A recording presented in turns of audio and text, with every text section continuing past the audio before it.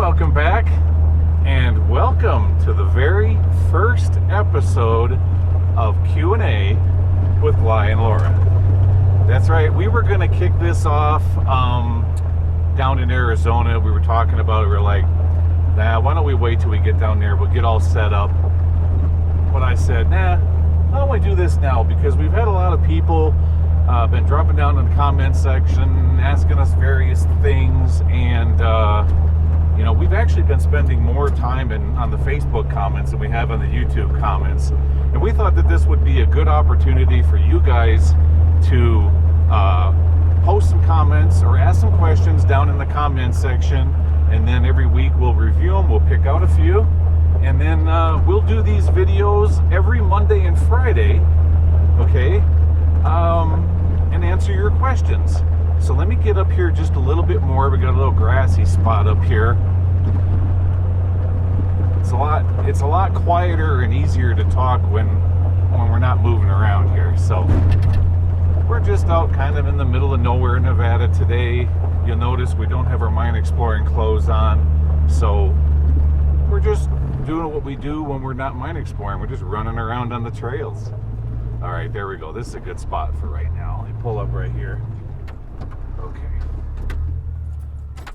All right, so let me explain to you guys how this is going to work. Okay, so since this is the very first episode of Q&A with GNL, we went back through previous videos and grabbed up some comments, and today we're going to answer those. But starting today, what we'd like you guys to do is to drop down into the comment section of this video, and then we're going to read them between today, Monday, and then Friday. And then by the time Friday's video comes out, that Q&A, then we'll have a group of questions and we'll answer them then, okay? So that when Friday's video comes out, again, do the same thing. Questions, we'll read them over the weekend, and then we'll do this on Monday. See how we're doing that? So we're hopscotching like that. So the bigger picture is Saturdays will be the big episodes. Then you'll have the Q&A on Mondays and Fridays.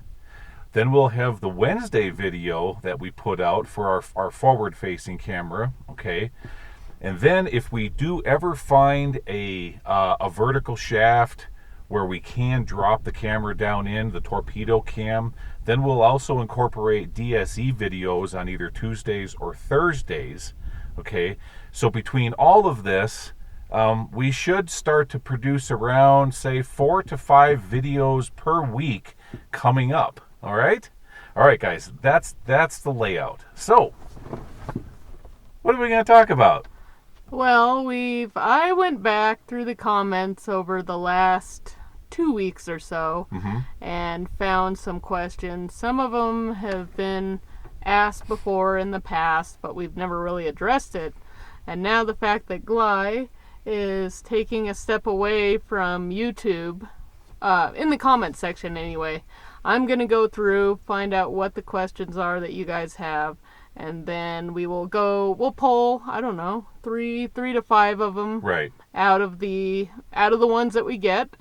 More of the ones that are probably mining related. And then I will read the question and let you know, or I'll read the question and let the user know who they are, right, who we chose it from. Yeah. And Gly will answer the question.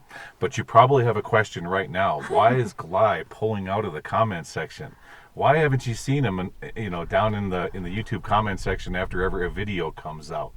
Okay, well, I'm just going to be real brief about this, guys. Okay, there's a lot of stuff. You have to admit, there's a lot of stuff going on in the world right now. Everybody is just angry and frustrated with so many different things. I don't know.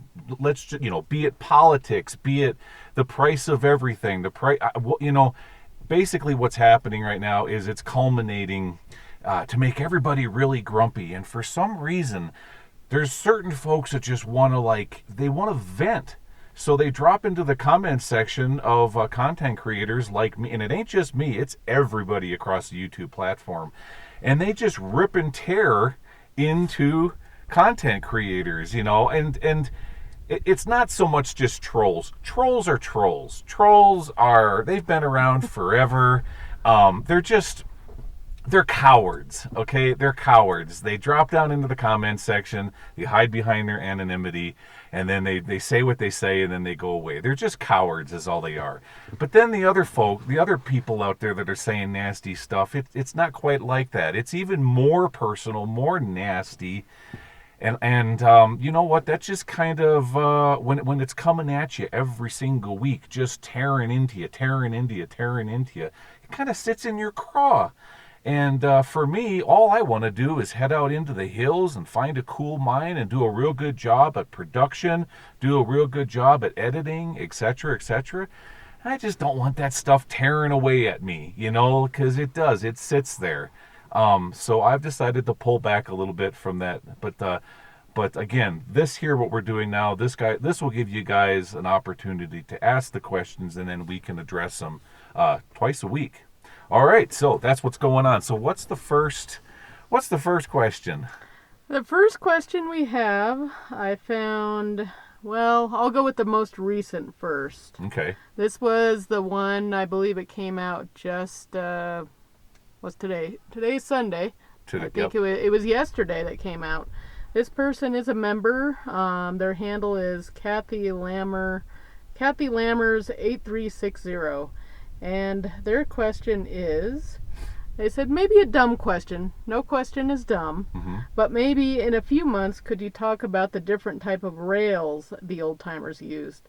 I've wondered if strap rails were made from wood or inferior iron, or different shape from regular ore cart rails. Thanks again for taking us like we're actually along for the hike. Okay. All right, good question.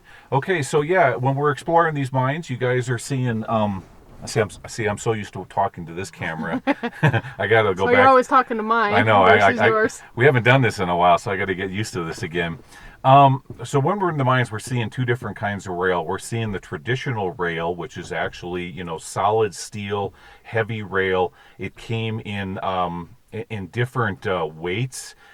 Some of it was like super, super heavy for the larger production mines.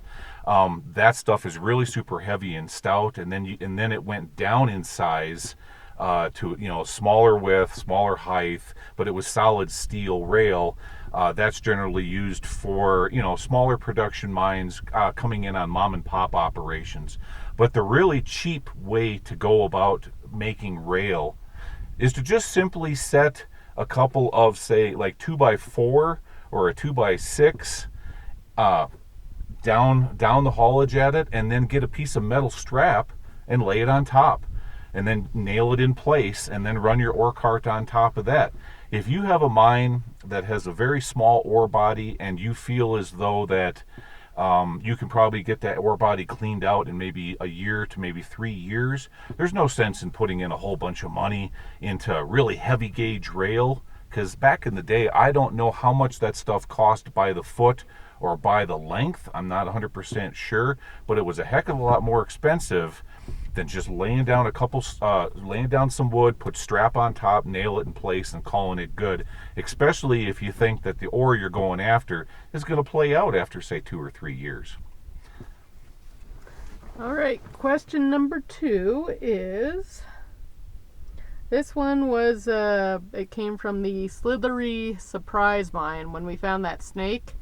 A lot of you said it was a rattlesnake. We said it was a bull snake. We went back over the pictures and compared them with the ones that we found, and it did indeed look like a western diamondback. Mm-hmm. It's a good thing he didn't try and strike out at us. Yeah, yeah. It turned out that it was a Great Basin rattlesnake, a real young one.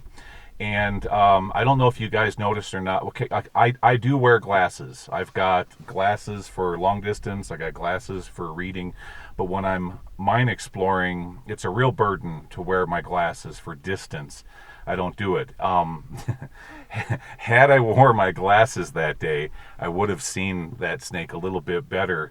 But when I was looking at it with my eyeballs, it was a little bit fuzzy, and because it was young and didn't have any rattles on it yet, it looked just like a bull snake or a gopher snake. But no, indeed, it was a Great Basin rattlesnake. It was a young one. But if you noticed how he behaved, he was just kind of like To him, Laura and I were just like a couple of cows, or a couple large animals kind of walking by. When you're a snake, you don't want to have to strike at anything. You would much rather just kind of sit there and let whatever it is just walk on by. I mean, I can only imagine that over the years, I have probably, scooted past dozens of rattlesnakes, but they never made a noise. They never did anything. They just stayed in the rocks and let you go on by.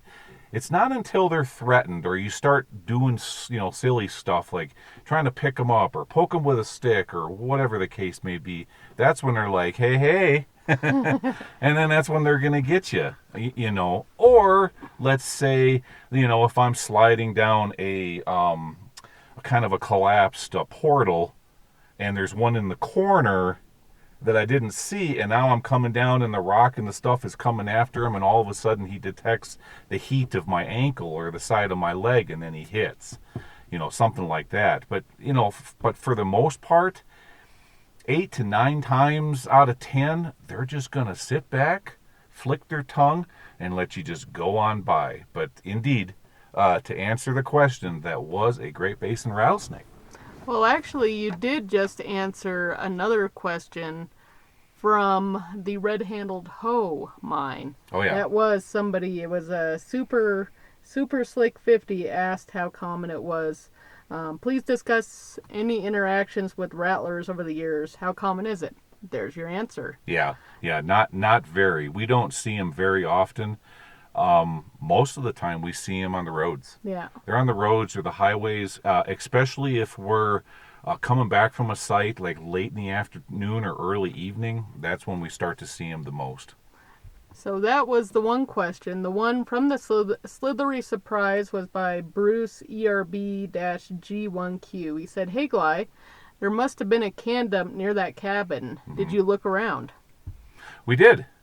As a matter of fact, we did look around, and we determined that most of it was from the 20s and 30s, maybe possibly the early 40s. All of the cans were the lap seam or lap seam sided cans. There was no soldered cans in there. Those are really hard to find in can dumps because most everything from the late 1800s that had soldered sides that are out in the open and in the elements, they're rusted down to nothing. That there's nothing left of them from the late 1800s. That's why the only place that we find soldered sided cans is inside the mines where they're somewhat protected from the elements. But at that particular location, no, everything was lap seam. We're talking late 20s, 30s, early 40s, kind of in that time frame right there. Yeah, we always do look at can dumps or, any sort of trash piles whenever we're at a site. Mm-hmm. We do our best to locate them and look through them just to see what we can find. And over the last couple of months, we've actually found quite a few interesting things that neither of us have ever seen before. Yeah. So good question. Yep. All right. And the last question I have, this is from the Red-Handled Hoe episode. Asked by Henry_G99. He said, "You may have explained this and I missed it. How did they set the dynamite and rig it up to explode? Did they all go up and out of the mine before it exploded?" Okay, so there's a lot of process to that question. So here's how the process was.